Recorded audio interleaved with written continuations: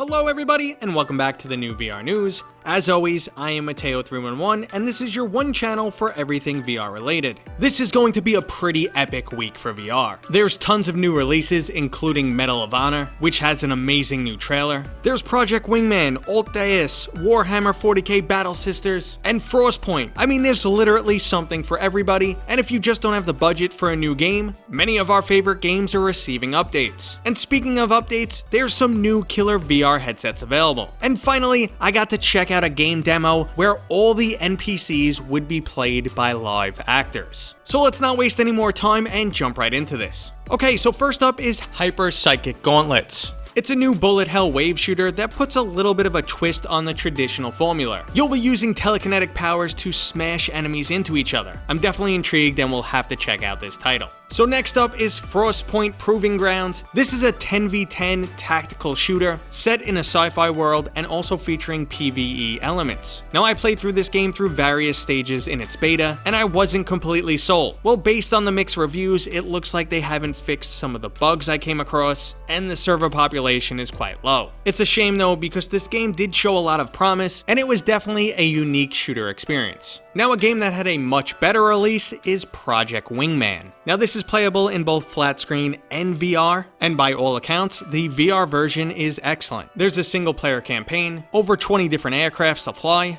a conquest mode that just continually gives you harder and harder challenges until you fail, and of course, there's HOTAS support. So if you were looking for something similar to Ace Combat, or you want to get your Top Gun on, this is the game for you. Okay, so our next game is for the anime lovers out there. If you ever wanted to be a part of an anime, Deus Beyond Chronos lets you do just that. It's a wild comic book story that you basically just sit back and take in. The controls are very simplistic, and you'll make a few dialogue choices here and there, but ultimately, it's a 2-hour ride that you just sit back and enjoy. The story is surprisingly deep and a bit trippy at times, and it can be replayed multiple times, altering the storyline. So if you're into wacky dystopian sci-fi content, and you're looking for a low-effort title, check this one out. Now before we get into new upcoming titles, we have to say goodbye to a few old ones. Marvel Powers United VR, Ripcoil, and VR Sports Challenge can no longer be purchased or downloaded. If you own these titles and currently have them installed, you could continue playing until the 21st of March 2021, but after that, say goodbye.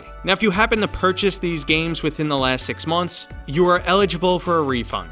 So at least there's some good news. And while we're talking about good news, Solaris Off World Combat finally got the squad update. So that most requested feature, you know, the ability to play an online game with your actual friends, is finally available. There's also a new map, stamina cooldown changes, your offhand no longer has alien hand syndrome, and there's a bunch of general improvements. I personally love Solaris Off World Combat and want to see it succeed, so hopefully this update keeps the player base coming back. Now a game that has a player base that doesn't need new content to keep coming back is Phasmophobia, but we're going to be getting a new prison level. It's currently in beta testing, and I have to say, a prison is the perfect new level to add to this game. If you haven't played Phasmophobia, it's an amazing co-op experience where you get to join people online and hunt some ghosts. The game can be absolutely hilarious at times and equally terrifying. And I just have one more update to go over, which is for Population 1. The 12 Days of Chaos event is running until December 15th.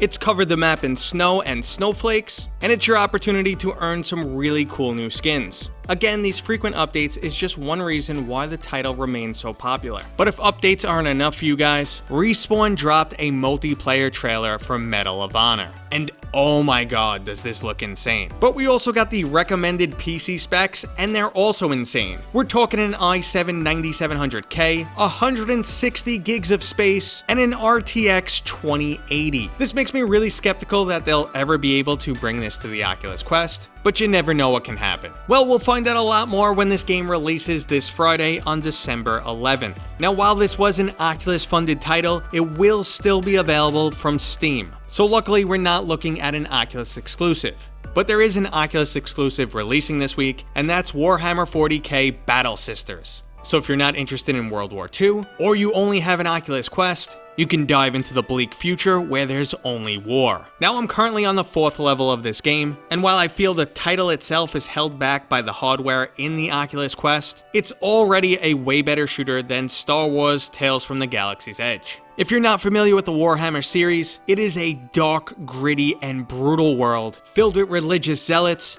chaos demons, and non-stop carnage. So I was glad to see this reflected in the fast-paced, non-stop action of Warhammer 40k Battle Sisters. So if you're looking for a story-driven single-player campaign on the Oculus Quest, Battle Sisters is worth checking out. Okay, so finally guys, I got to take part in a really interesting VR experience. Lila is the brainchild of Colin McKee, who was the design director for the Vader Immortal series. This project would put you in a VR environment where NPCs are played by real actors. So what I tried was a very early concept design, which had me waking up in some sort of damaged space station, and I have to say having a real life actor there really upped the immersion level. It was almost like a personalized role-playing VR chat session. I'll include some links about this in the description, but right now it's way too early to discuss the future of this project. I felt I had to mention it though, because this channel is all about the pursuit of everything VR, and this was a truly unique experience. See guys, I wasn't kidding that this is a pretty huge week for VR, and we didn't even discuss the new headsets yet. Pimax now has the 5K Super, a new high-end VR headset with some truly impressive specs. It features a 200-degree FOV, 180Hz refresh rate panel, and two 2560 by 1440 panels. The headset alone sells for $750, or you could buy it in a bundle with Valve 2.0 trackers and the Valve Index controllers. Now I wish I knew more so I could recommend or dissuade you guys from checking out this headset, but Pimax headsets are the only ones I've never experienced. I've held back due to the company's negative reputation and some other complaints I've heard about the Pimax software. If you happen to have one, let me know what you think down in the comments. Okay, so finally we have the most amazing new XR headsets. Varjo has just announced the XR3 and VR3, a mixed reality and virtual reality headset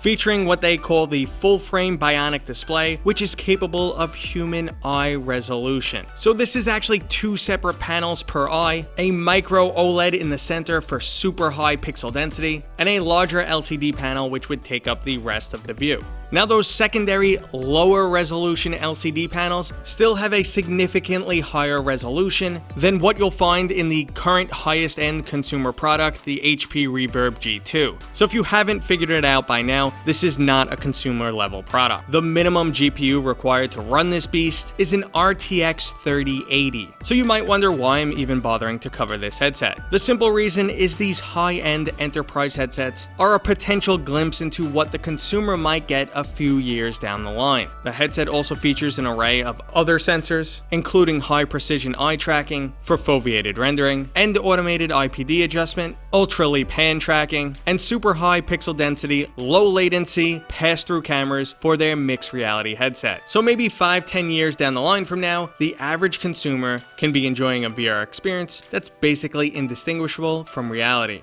Okay everybody, that was today's new VR news. If you enjoyed it, don't forget to give it a thumbs up. And if you're new here, please consider subscribing. I'll see you guys on next time.